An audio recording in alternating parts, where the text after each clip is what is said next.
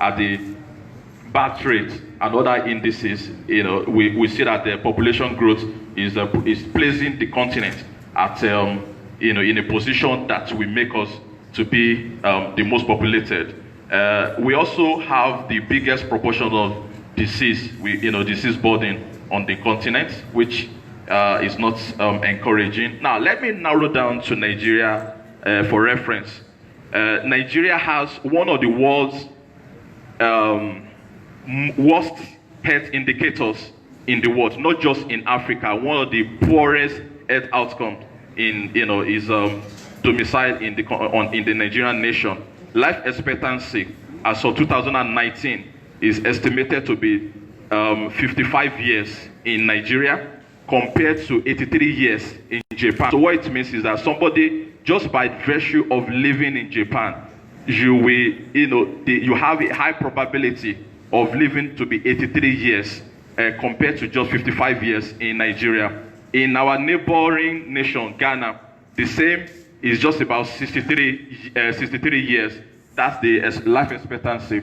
Not only that, I think there's something that all of us here can, that will resonate with many of us. There's massive brain drain in the health sector. It affects doctors and nurses. It's like everybody, or almost everybody wants to emigrate. Everybody wants to leave the country. So, with specific reference to doctors now, because of the massive brain drain, there are just about 40,000 doctors, registered doctors in Nigeria, to care for a population of 1.8 million people. I mean, it's a very disturbing figure. Now, it means also that there are just 39 doctors available to care for every 100,000 people. If you do the mathematics, so it works out to be 39 doctors for every 100,000 people. And I'm sure that if we project the figures for the nurses, it's the same, terrible statistics. In Cuba is not even an advanced economy, unlike the US, the UK, and most of Western Europe. But even Cuba has about 539 doctors for every 100,000 people. Cuba has a very excellent health outcome. Again, in terms of economics indices, 80% of our populace in Nigeria live, or 80% live on less than $2 a day. $2 is just about maybe about 600 naira or 700 naira, a day. I mean, very terrible. In fact, there's a CBN policy that was published, that was rolled out about 3 or 4 years ago. When the policy was to be rolled out, the policy says that for every banking transaction, certain amounts of money. So initially, when that policy was to be rolled out, a lot of people kicked against it. I said, look, that's the percentage to be taken from every banking transaction is too high, and so the CBN now rolled out a figure, some statistics that shows that the number of people that were affected by that policy was very small. It said that the number of Nigerians that have just 500,000 naira in their bank accounts is less than 10% of the entire population. So you can imagine, how terrible that could be. So 77% lack access to basic healthcare. Now, with reference to the economic indices, this is where it becomes challenging. Most of our healthcare expenditure in Nigeria and even on the African continent is funded by out-of-pocket, from out-of-pocket, what we call out-of-pocket funding. So most people do not have health insurance. The government do not, the government at all levels, federal, state, local government, do not provide, enough funding for healthcare services. So what is all of this telling us? It's telling us that we need a new approach. Now, I stand to advocate for a number of approaches. Okay, so if we're going to come up with a new kind of solution, bearing in mind the realities we have on the ground, bearing in mind some of the peculiarities in our context. So, sorry, why is this thing? Okay, so what are the things that characterize the kind of solutions that Africa needs, that Nigeria needs? First and foremost, whatever solution we come up with must be solutions that reduce financial obstacles to accessing healthcare. And I'm going to be talking more about this progressively. So the first thing to bear in mind that if we are coming up with any solution to ensure, improvement in our healthcare outcomes on the continent, that solution must be able to reduce obstacles to financial to finance. Very important. Number two, the solution must be focused on the delivery of primary care. It must make the healthcare access to be accessible at the primary care level. That's very important. Number three, the solution requires a more coordinated approach. In other words, if we are going to change the narratives about the healthcare challenges we have on our continent, in our nation, Nigeria, as nurses, as doctors, as health managers, one of the things we need to bear in mind is that our approach needs to be more coordinated. We need to have something more centralized, and that's very important. And lastly, it must focus on preventive healthcare.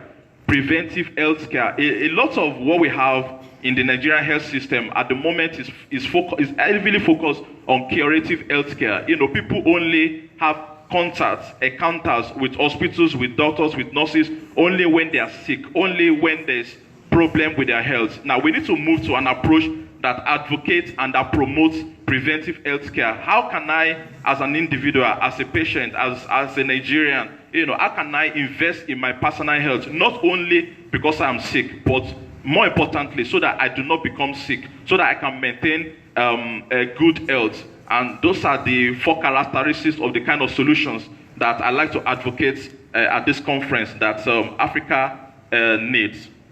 Now, moving on from there, ICT. How exactly can ICT help us to meet these kind of solutions? How can ICT help us to advance or improve healthcare access on the continent?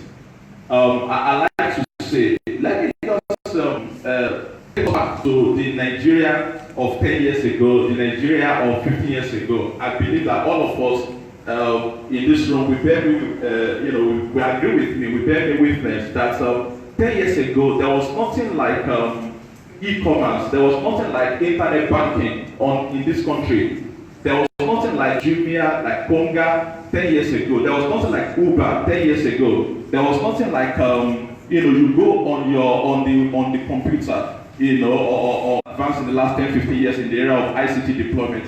I remember when my wife was going to start, she studied in Nigeria, both of us studied at the university, at Obafemi Awolowo University before we traveled out and all that. Now, she wanted to restudy or retrain as a nurse in the United Kingdom. So, she needed her credentials, especially her WAEC results. So, now she has left secondary school more than 20, almost 30 years ago. So how will she get a WAEC certificate, a WAEC result? They need a breakdown. So we were told that WAEC has now been digitalized. So all she did was go on the internet, go to the WAEC portal, and she was able to, get her results on that portal without physically coming to Nigeria to collect that result. She sent the link to the university where she was processing an admission. They were able to log in using that code, and they were able to download that result. So that is an advancement that was not the case 10, 15 years ago. So the question we should begin to ask is, okay, all of these advancements in the ICT deployment, how can we bring them into the health sector? If it is working and it is making revolution in the transport system, in the education system, why not in the health system? So there's something we call health informatics. And as a company, that is one of the things that we are trying to advance in Nigeria. Now, what is health informatics? Health informatics is the, convergence of health and ICT in a very simple layman's language. The convergence of health and ICT. So, let me borrow the definition used by the U.S. National Library of Medicine.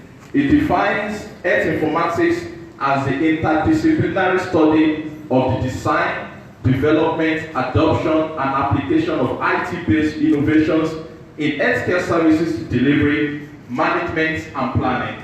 So a number of cooperative was there.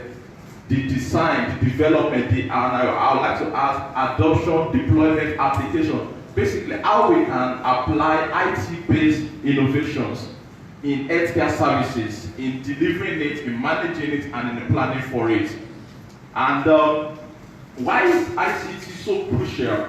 Why should we begin as a nation, as healthcare professionals, as nurses? Why should we begin to look beyond our traditional way of doing things, the conventional way of doing things that we have been used to for the past 20, 30, 40, 50 years? What make ICT very peculiar? Now, before I go further, somebody shared a WhatsApp message to me about what the NMC and the Nigerian Nursing and Midwifery Council are trying. The Nursing and Midwifery Council of Nigeria are trying to do. That they are trying to facilitate the registration of nurses. You know, if you want to renew your license, that exactly. And I said, wow. When I saw it, I said, wow, that Nigeria is actually getting there slowly. That's a good step. You know, somebody might say, yeah, we should have done that years ago, but at least we are doing it now. In the United Kingdom, if a doctor is going to treat me, if I want to verify the genuineness or the professional status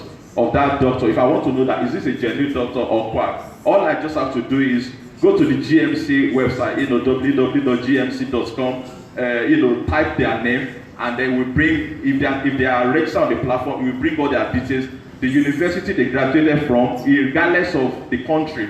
You know, even if they studied in Nigeria before coming to the UK, it will tell me whether it's UI or Unilag or whether it's University of Wales or Cardiff, you know, wherever. You know, it will tell me the university of graduation, it will tell me the year of graduation, it will tell me when they were licensed to practice medicine and their special. It will tell me all the key information I need to know. And, you know, of course, in a situation like that, it becomes very difficult to say you want to have a quack nurse or a quack doctor, you know, and so these are some of the practical ways that ICT can actually improve healthcare access on the continent. So I identify 4 elements of ICT that are very crucial in the deployment, in deploying ICT to help, you know, to solve health issues. Number 1 is connectivity.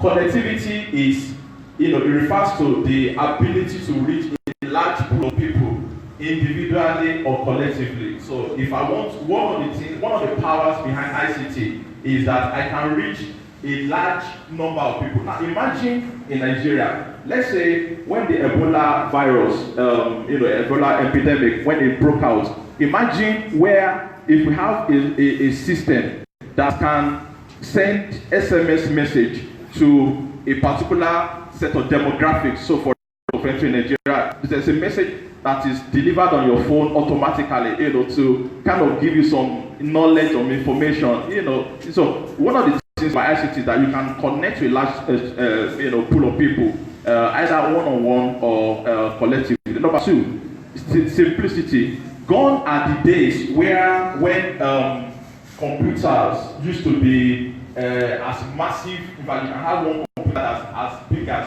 half of this room, you know, mainframe. You know, those years, in fact, on my phone now, what I can do on my phone, this is my iPhone, is more or less a computer on its own. I can conduct my business from this phone. You know, I can do so many things just from my hand. You know, that's part of what we mean by simplicity. Portability, you know, ability to move these ICT tools from one place to the other. You know, it's portable.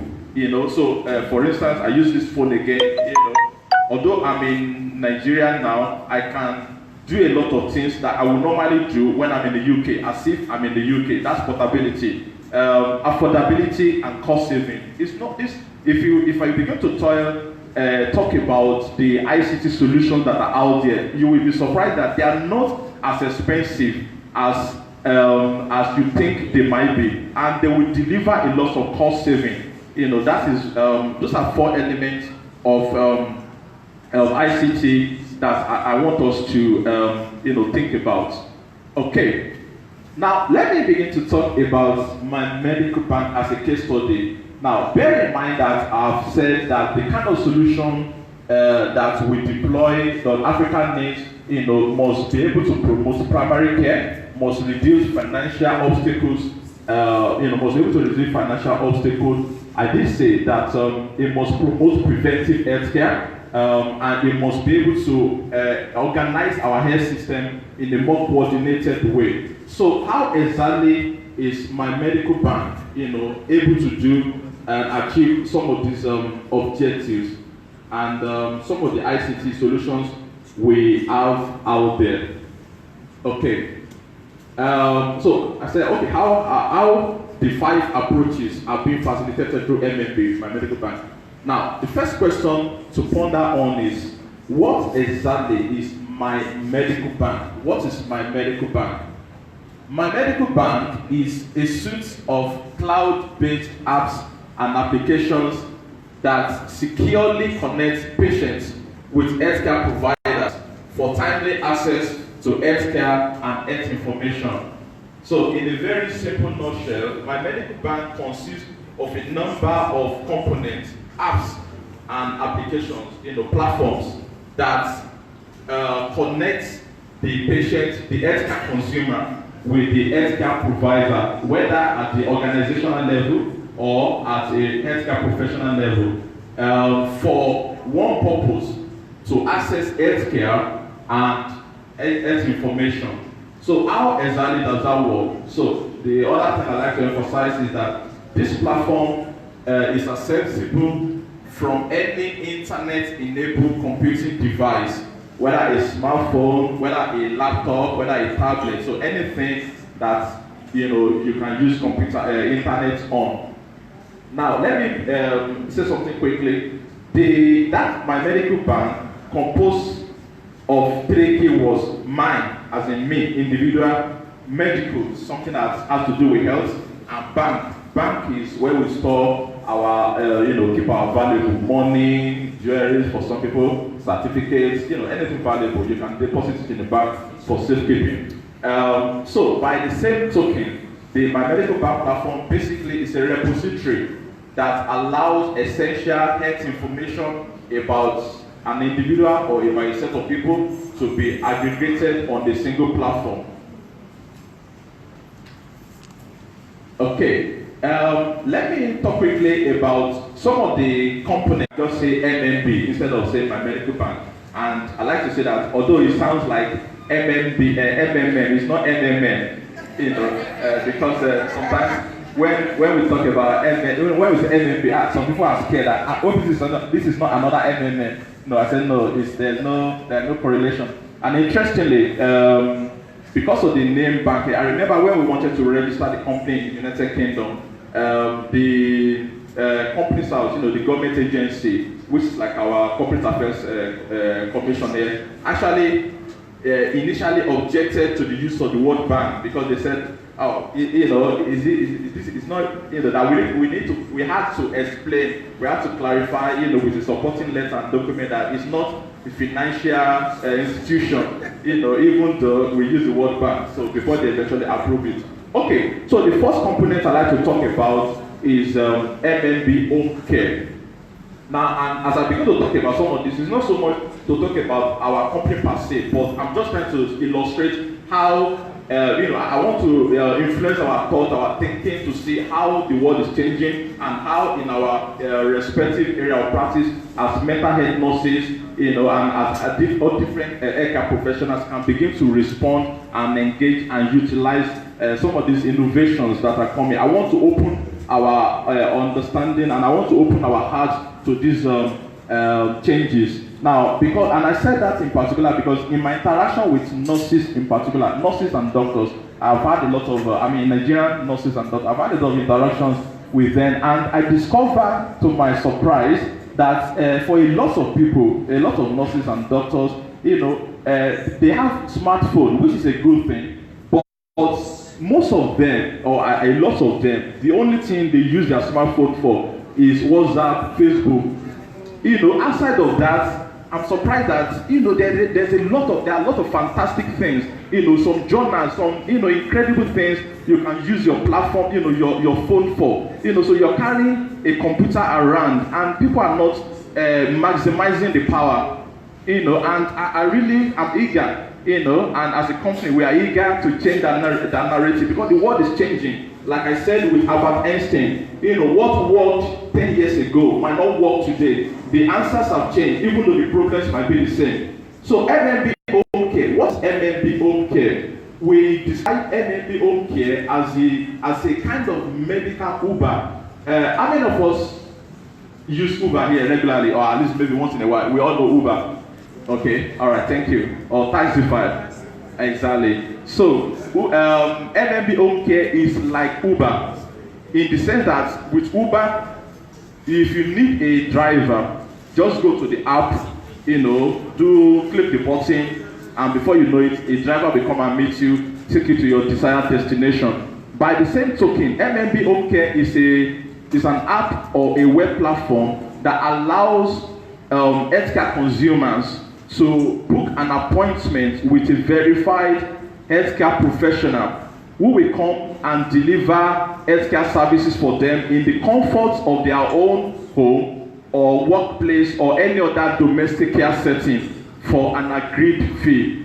So in the same way you can book a driver with your Uber, in this through this app you can book for the services of a nurse, a doctor, a physiotherapist, a medical laboratory scientist, a home care attendant to come and deliver healthcare services for you in the comfort of your own home or your workplace or any other domestic care setting. So as an organization, for instance, I might say in our company, maybe as part of our effort to promote the mental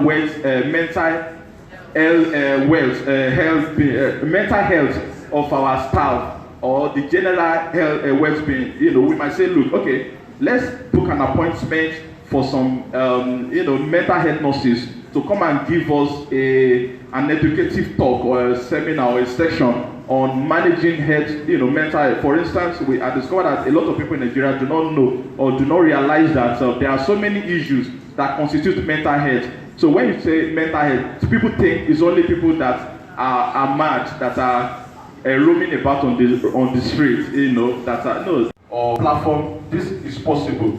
To access it, the platform is live. Just go to www.mmphomecare.com, or you can download the app MMB Home Care on Play Store or iOS, Apple App Store. And as a healthcare professional, as a nurse, if you want to practice, I remember when we launched, one of the first set of professionals to start using the platform to actually deliver services for clients was a mental health nurse. They got in touch with each other and booked an appointment, and the nurse went to deliver the service for 10,000 naira for just about 2 to 3 hour visit to assess the patient, and came up with some recommendations for the family. Anyway, so that's just one of the platforms. Registration for healthcare professionals is free. To come on board, just go to the site, download it, and we have. Just because this thing is not connected to the internet, I could have shown us how it was. But if you go to the platform, this is what you will see.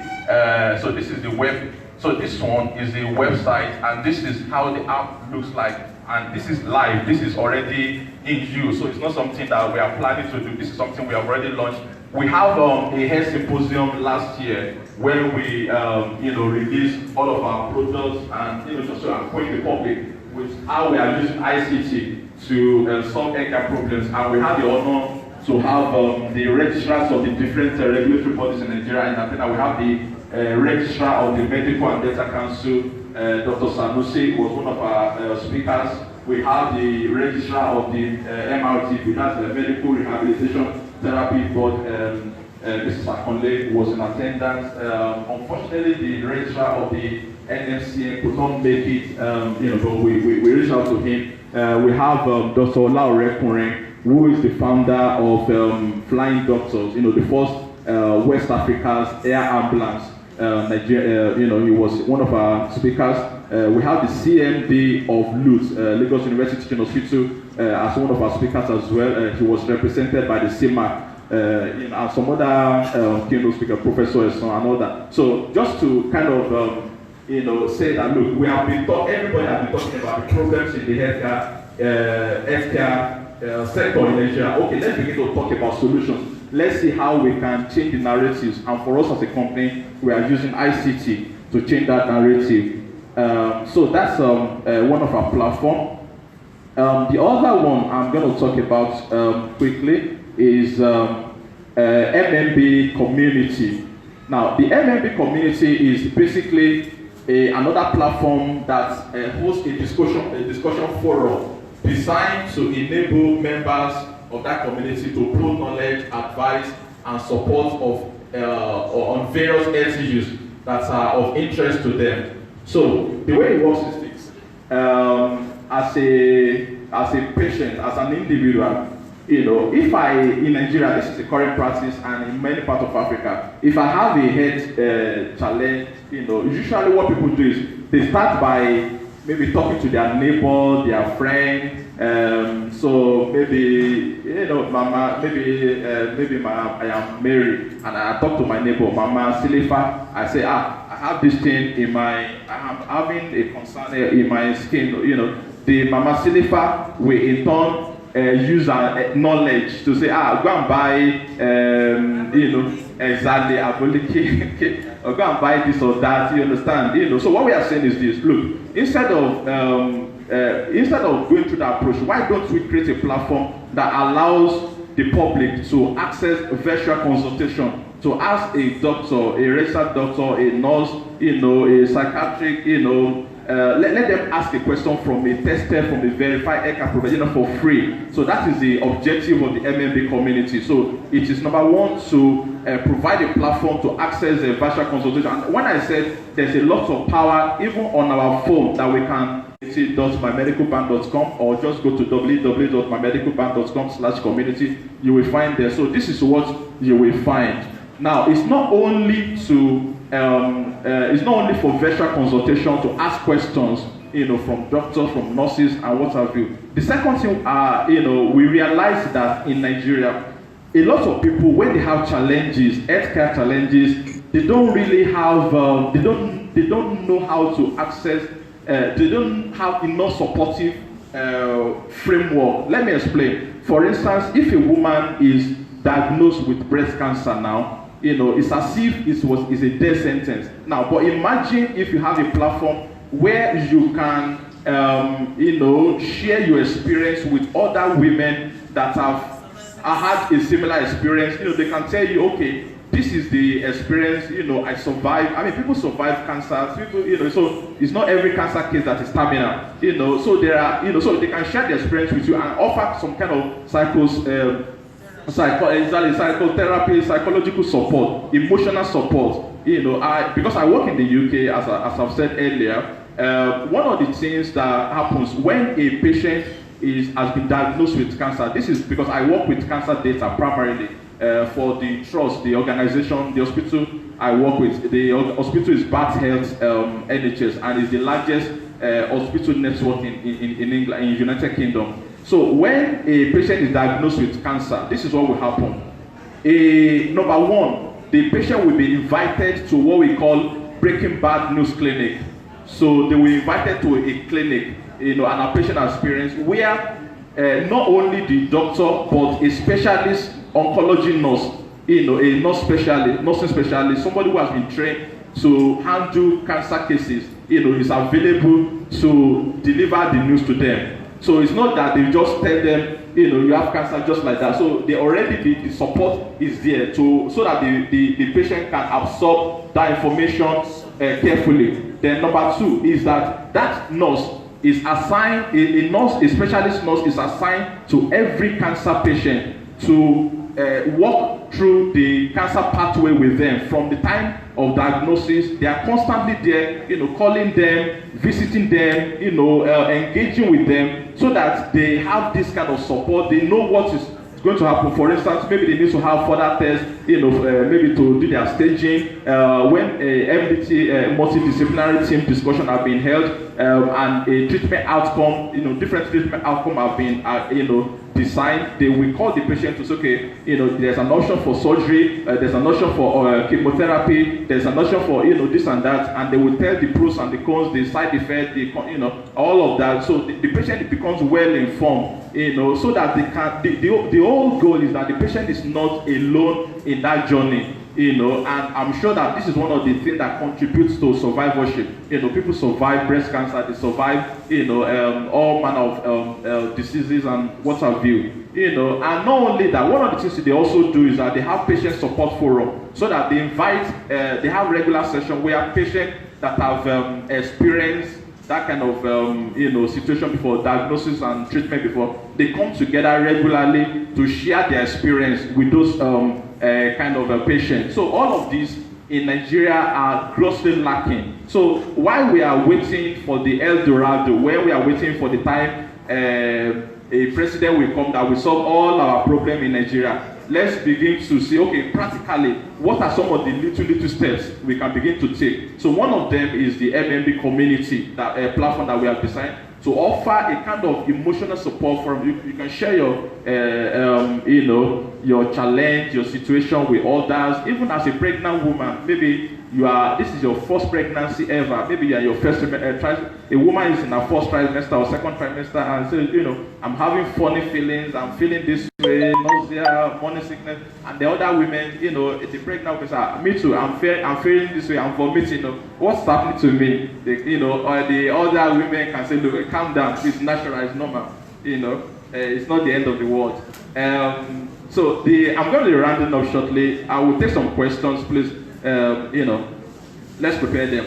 The third one I'm going to mention quickly is what we call health risk calculators. Now, what are health risk calculators that we have developed? So this is tools that allow users to assess the risk of developing some of the most prevalent adverse health conditions in Nigeria. Now, the health calculators will also generate some information on how to reduce the risk of these conditions. For instance, some of the conditions we have identified are very prevalent in our country, are listed here. So we talk about cancer risk calculator, we talk about diabetes calculator, and what have you. Okay, all right. So we have some of those applications. Again, they are all free. That can easily be accessed on the platform.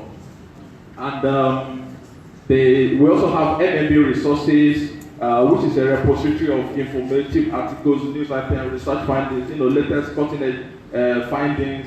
All of these are free and they are designed to empower the public to live a more healthy life.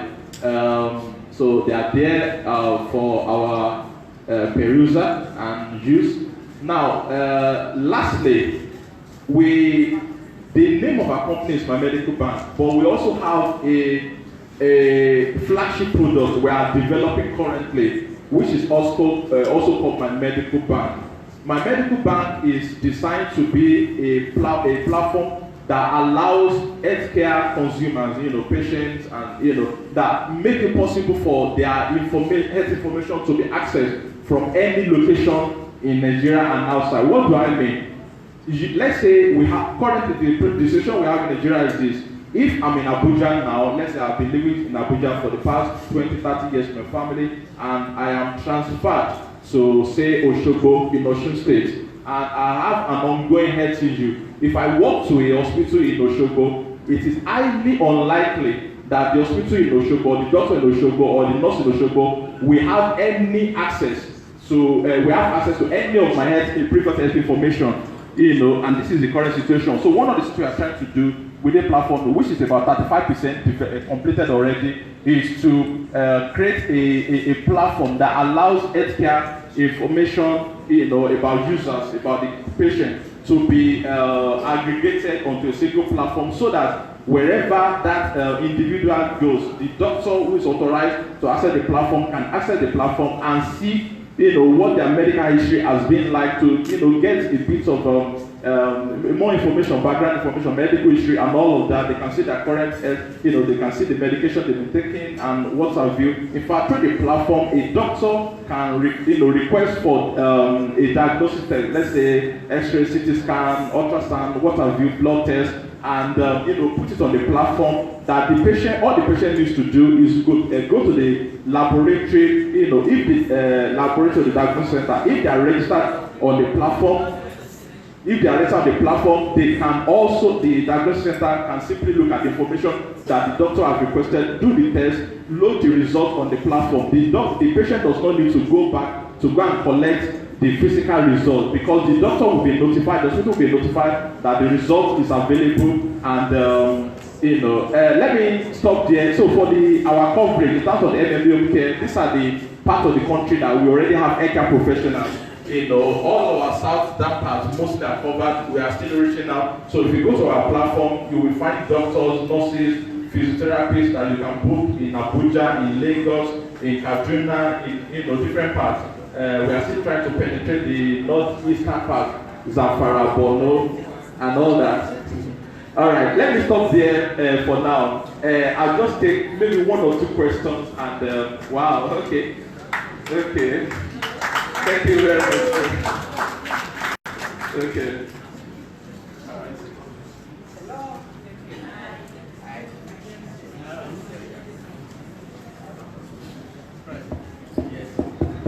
Hello.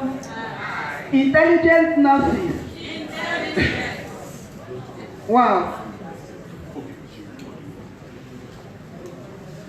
Mr. Ayo. Yes, ma'am. We are so grateful. In fact, we want to thank you specially for this very informative and articulative lecture. Your lecture is so timely, especially in this our continent when we are clamoring for how to improve access to health care. It's very, very timely, and we want to appreciate you so much. Without wasting most of our time, we have had the first lecture on therapeutic communication in mental health nursing, and we've had this other one, this last one.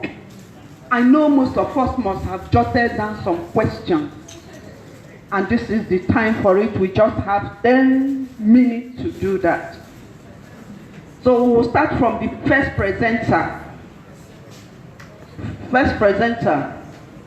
So if there is any question bothering you when he was delivering that lecture, I know you must have had one thing or the other to ask, because he in-depthly dealt with that paper.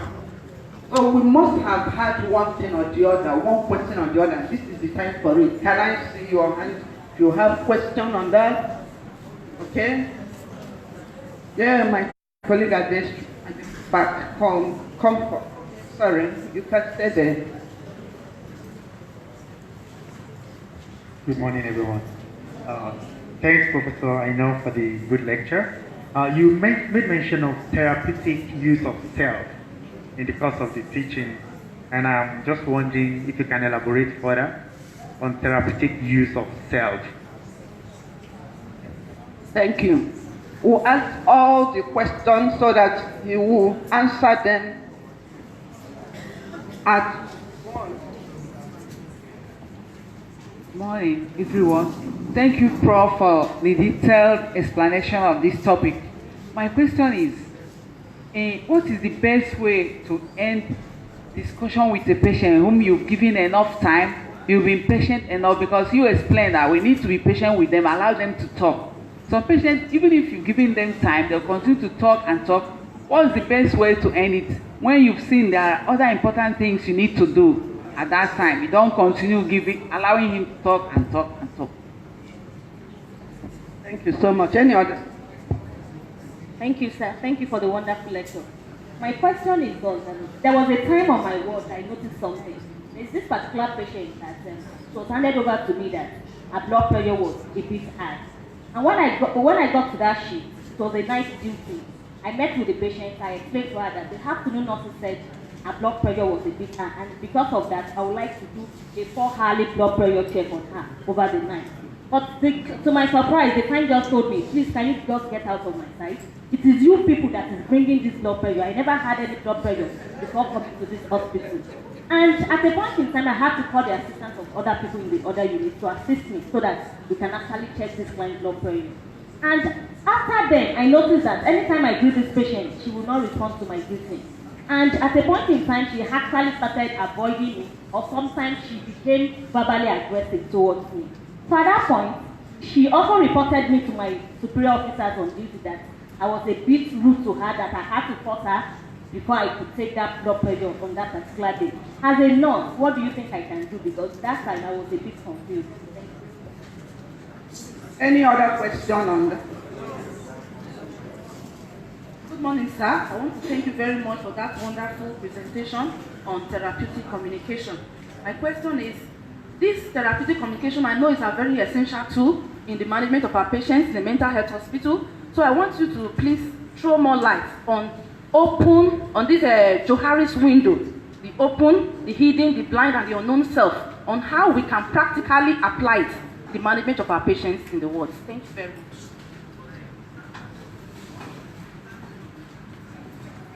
Good morning, sir. Good morning, everybody. I'm Maurice Obige. For a patient one has interpersonal relationship with or therapeutic relationship with, I've been on a crossroad several times when one is managing or caring for a paranoid patient and the mail is served and the patient tells you, if it is true that this food is not poison, can you taste it first? In the work that you are doing, but it's just thought and advice. Like in the UK, where everyone, all providers must be ready to go electronic in terms of record, patient record. Actually, by the next year, everybody must do that. And what you are doing in Nigeria, in UK, I think you need to think about compliance with GDPR if you are not already thinking about it. And that is the General Data Protection Regulation, which came into force May last year. And, you know, because everybody, staff, you can request for access on any information your employer has got about you. You can request for it and they need to provide it. For patients, any information that the healthcare provider has got about them, they can request for access to it and you must provide it. So one of the implications for us as nurses and doctors is that you need to think about whatever you are writing on your patient, that in case that patient or relative wants to see it, you know, is it something